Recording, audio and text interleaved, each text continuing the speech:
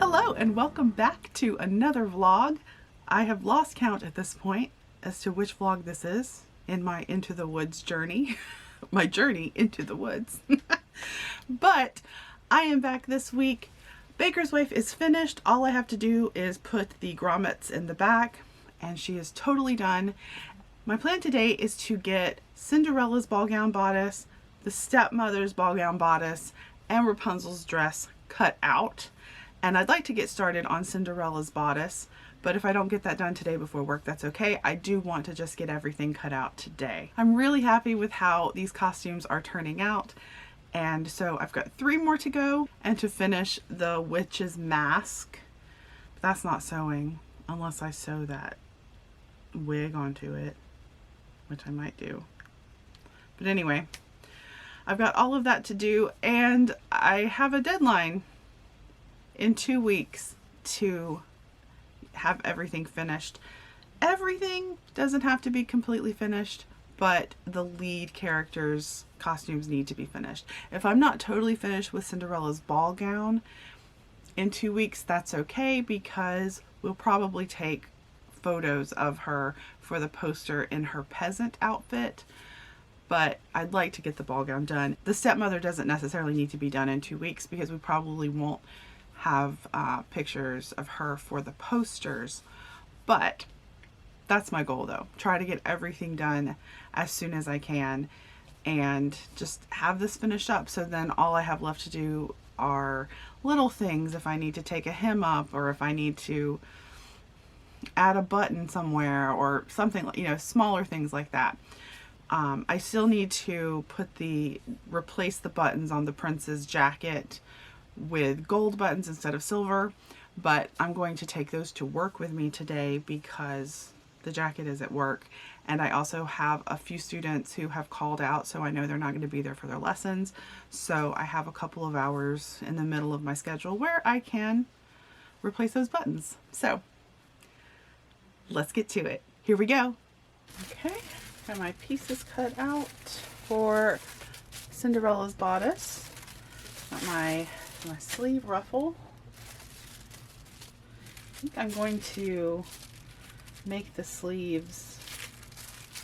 I was going to make them just sheer, but if I do that, all of the edges will show through to the outside. So I think I'm going to cut my sleeves and my sleeve bands out of the satin as well. That's my, what is that? Oh, the underflap. So that's like the modesty panel. Yeah, I think I'm going to go ahead and cut the sleeves out of the satin also. But I think the satin's going to look pretty with this organza on top of it. And then, yeah, my sleeves. But I still need to cut those out of the satin. All of my bodice pieces. So it's actually four layers. So there's 2 lining layers and then the outer layer, but then I also wanted to have the organza on the outside of the bodice because I just think I like it. Makes it look, it's a little bit pale, makes it more of a pale gold, which I like. And then I played around with trim a little bit. I played around with it on top of just the satin, but I think I want it, I think I will like it better on top of the organza and the satin. This isn't the piece that will have the trim, but I think I like that better than just the plain satin. So yeah, I'm going to flatline the satin to the organza for my outer layer. So those won't be 2 completely separate layers. I'll just treat them as one once I flatline them.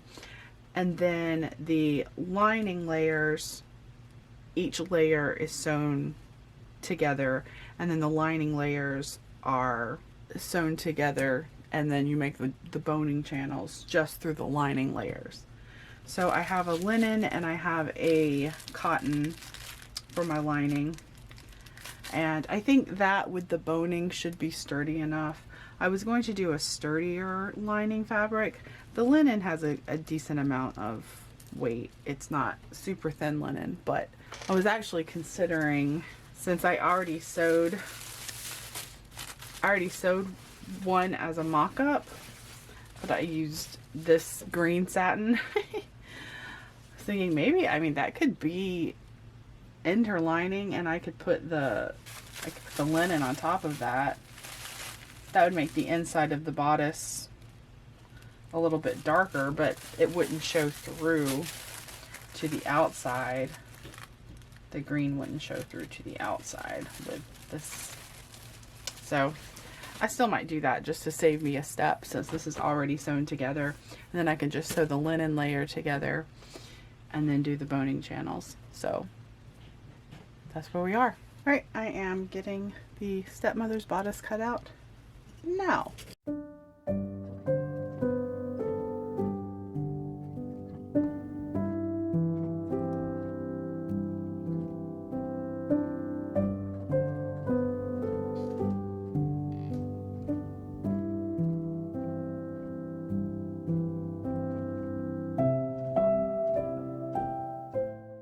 Today's t-shirt is another Muppet Christmas Carol. I am here to tell the story, and I am here for the food.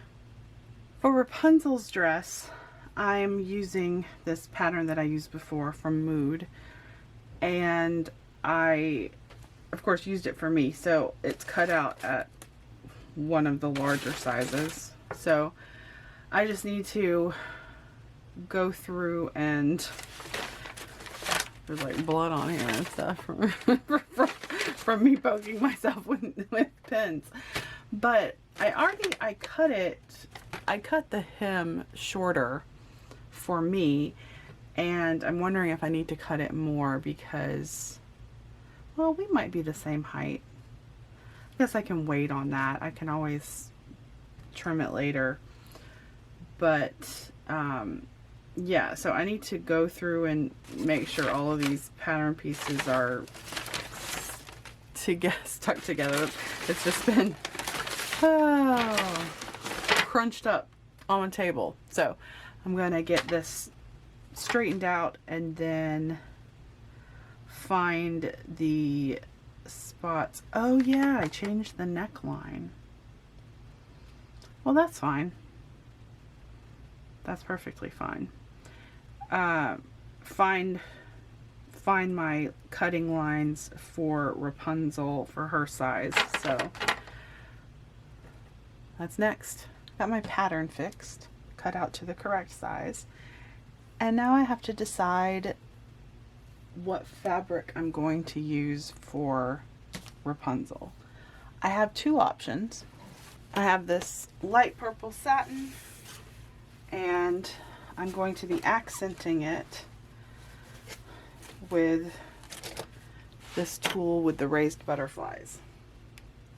The other option is a stretch velvet, kind of a mauvey pink that I can't seem to lay my hands on at this moment.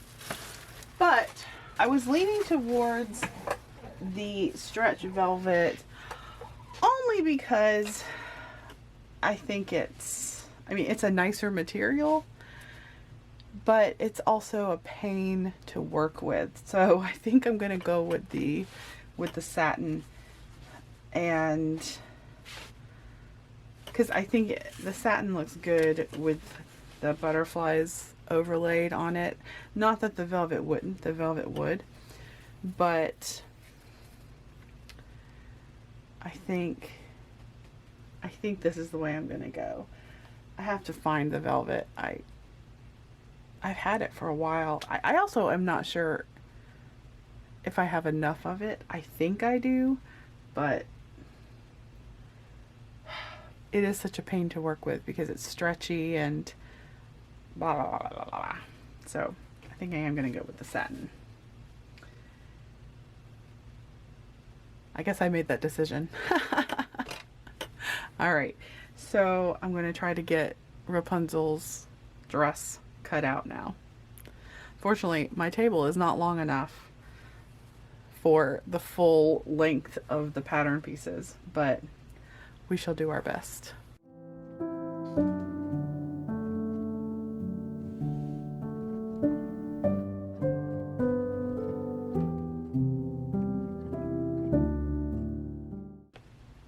I did just realize that I have not located the sleeve pattern pieces.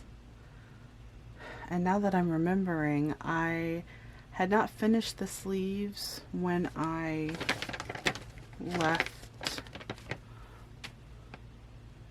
to go to my parents for Christmas last year, and I finished the dress at their house. So I think my sleeve piece might have been left there or thrown away because I figured I was done with it. So I think I'm gonna have to reprint the sleeve pieces, but that's not that big of a deal. Hello, I am here at work and I am taking this cape, which I really like because it has a really cool print on the back. It's got like a tree, and I'm gonna use it for the witch, but it's not lined. So I have this other cape that's just black and it's just a thin polyester, but I think I'm going to use that cape to line this cape so that at least the lining will be black on the inside, not white. So that's what I'm up to for the witch. Huge thanks to my monthly coffee supporters. You're so awesome and I love you. For Cinderella's peasant costume, I already have a blouse that I've tried on her and it fits well. So I'm going to make her a quick little skirt. This actually is left over from last year's production of Cinderella. I was going to make a separate skirt and bodice for the transformation, and then one that was the bodice and the skirt joined as one for the rest of the show when she doesn't need the transformation. But I realized that wasn't really necessary. So I had this fabric left over and I had already sewn some patches onto it. So I'm gonna sew this up into just a quick little gathered skirt with a hook and bar for the closure, and I have to find some kind of fabric to use for a waistband, but that's what I'm going to do for Cinderella's peasant costume. This morning I'm also going to do a little work on the witch's costume, or the witch's mask. So I have decided that I'm going to use the gray wig, and I'm going to attach the mask to the gray wig. So I'm going to take the black wig off of the mask. So I think what I'm going to do, I'm going to cut this mesh off, but I'm going to leave some so I can sew the mask to this wig along here, and then I'll just have to, you know, make a few snips to get the hair off of this at the front. But then that should get all of that over, and then these will just be one thing.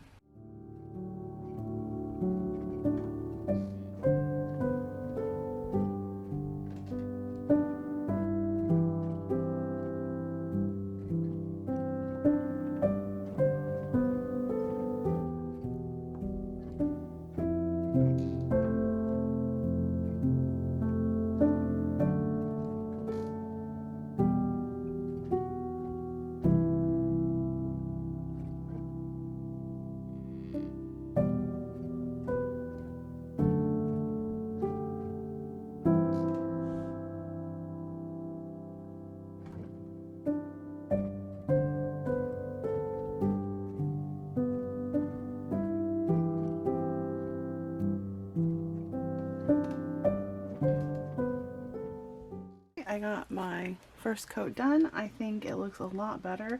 A little of the green is still peeking through, but overall I like the way this looks. Once this dries, I'm just gonna go in with some darker colors and just redo some of these detail darker lines to make her look a little more craggy. But yeah, I think this turned out well.